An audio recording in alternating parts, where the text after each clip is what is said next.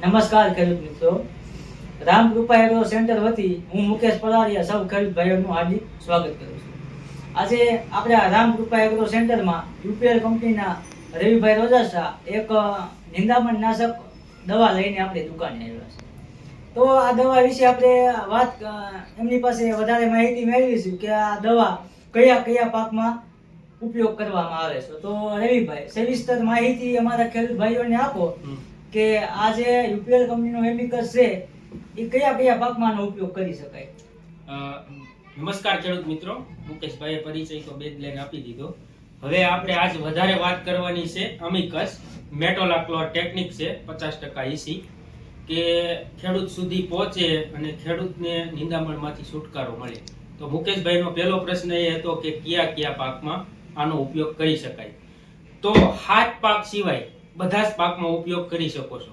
હાથ પાક તો તમને પહેલા જણાવું કે કયા પાકમાં ઉપયોગ ન થાય. તો તમે આપણા એરિયામાં સૌથી વધારે વવાતું શિયાળા પાકમાં જીરું, તો જીરામાં આનો ઉપયોગ નથી થતો એટલે જીરાને ભૂલી જાઓ. ત્યાર પછી ઘઉં એટલે ઘઉંને ભૂલી જાઓ, જુવારને ભૂલી જાઓ, રાગીને ભૂલી જાઓ. આ મેન પાક તમને કીધા કે આમાં એનો ઉપયોગ થતો નથી. આ હાથ પાક સિવાય બધા પાકમાં તમે અમિકસનો ઉપયોગ કરી શકો. બરાબર. હવે ખેડૂત મિત્રોને એ જણાવો કે આ દવાનો ઉપયોગ કયા સમયે અને ક્યારે કરવો. હા, આ પ્રશ્ન ખાસ છે કે આ દવાનો ઉપયોગ ક્યારે કરવો, કયા સમયે કરવો, કેટલું પ્રમાણ રાખવું, એની માહિતી આપું. મેટાલાક્લોર આ દવાનો ઉપયોગ તમારે માનો કે હાલ ઉનાળો છે તો તલીનું વાવેતર કર્યું, એક્ઝામ્પલ તરીકે તલીનું વાવેતર કરેલું છે તો એમાં તમારે ખેડૂત મિત્રો પેંડી મારતા હોય તો એ કોઈ પણ નીંદણનાશક દવાનો ઉપયોગ કરવાનો નથી. તલીનું વાવેતર થઈ ગયું ત્યાર પછી ખેડૂતની ભાષામાં એ પહેલું પિયત એટલે કે કોરવાણ કાઢતા હોય.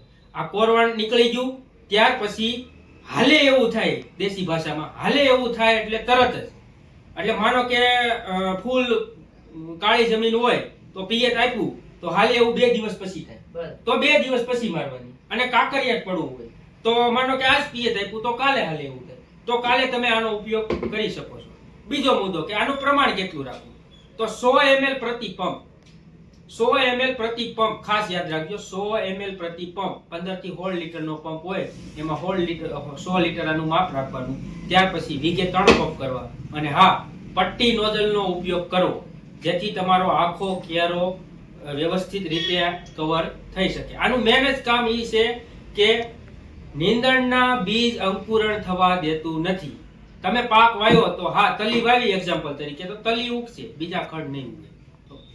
તો રવિભાઈ એક મુદ્દો એ છે કે આ દવાનો વપરાશ કર્યા પછી કયા કયા નિંદામણ નાશક ઉગવા નથી દેતું એ પણ ખાસ પ્રશ્ન.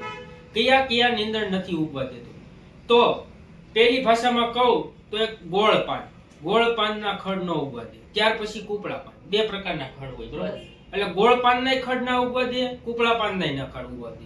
કૂપળા પાનમાં લઈ તો કાળિયું, ખાળિયું, કુતેલા, હામો આ એક પણ ખડ ઉગશે નહીં. ત્યાર પછી ગોળ પાનમાં આ કોંગ્રેસ, હાલ મોટું નિંદામણ હોય તો કોંગ્રેસ ઘાસ, સફેદ ફૂલ આવતા હોય એ પણ ના ઉગવા દે. ત્યાર પછી રાયડો છે, આવા એક પણ ખડ નહીં ઉગે. હા, જે હઠીલા ખડ તમે કહી શકો, છૈયા છે, આ ખડમાં એ ઓછા પ્રમાણમાં કામ કરે છે. ત્યાર પછી જે ખડમાં ખીર, દૂધ આપણે કહેતા હોય, દૂધ આમાં નીકળતું હોય, ખીરા હોય, એ ખડ નહીં ઉગે. એક ખડ ઉગશે એટલે હઠીલા 2 થી 3 ખડ છે એનું જર્મિનેશન આવશે, બાકી એક પણ ખડ જર્મિનેશન નહીં આવે. બીજું રવિભાઈ, એક ખેડૂત મિત્રોને એ પણ જણાવવાનું છે કે આ દવાનો ઉપયોગ કર્યા પછી ધારો કે એક પાક લઈ લીધો તો જ્યારે બીજો પાક લેવાનો થયો તો એ પાકમાં કોઈ સાઈડ ઇફેક્ટ આવે કે ના આવે એ પણ જણાવો. બરોબર છે. અમિકસ મેટાલાક્લોર ટેકનિક એ રીતે બનાવેલું છે કે આ દવાનું રિઝલ્ટ 35 દિવસ સુધી. તમે જ્યારે પ્રી ઇમર્જન્સ તરીકે આ દવાનો ઉપયોગ કર્યો, 100 ml પ્રતિ પંપમાં નાખ્યું, છંટકાવ કર્યો, ત્યાર પછી 35 દિવસ સુધી નિંદામણને ઉગવા નથી દેવા. મેન આનો હેતુ ઈ છે. તો 35 દિવસ પછી આ જમીન રહી વાતાવરણમાં ઉડી જાય છે અથવા જમીનમાં પડી જાય છે. એટલે 35 દિવસ પછી તમે કદાચ બીજું ગમે એ પાક વાવો અને જર્મિનેશન ન આવે એવું બનતું નથી. એટલે આની સાઈડ ઇફેક્ટ 0 છે. કોઈ ખેડૂતોને વધારે માહિતી જોઈતી હોય તો એના માટે તમે એક તમારો નંબર આપો. મારું નામ રવિ રોજાસરા. મારો મોબાઈલ નંબર છે 74059 51808. 74059 51808. જો અમિકસ વિશે હજી પણ તમારે વધારે માહિતી લેવી હોય તો આ નંબરમાં સંપર્ક કરી શકો છો. ખેડૂતનું મેન દુશ્મન એટલે નીંદણ. 33% એના ભાગમાંથી હિસ્સો પડાવતો હોય એવો કોઈ નીંદણ. એટલે એટલા માટે ખેડૂતને છુટકારો મેળવવા માટે યુપીએલ કંપનીએ એક મસ્ત પ્રોડક્ટ બહાર પાડી છે અમિકસ, જે હાલ બધા એગ્રો સેન્ટરમાં મળી જશે. રામકૃપામાં પણ મળી જશે. તો એકવાર અમિકસ વાપરો, એનું રિઝલ્ટ જોવો, ત્યાર પછી તમે આગળ વધો અને બીજા ખેડૂતને પણ જણાવો. બસ આજે વિડીયોમાં એટલું જ. જય હિન્દ, જય ભારત.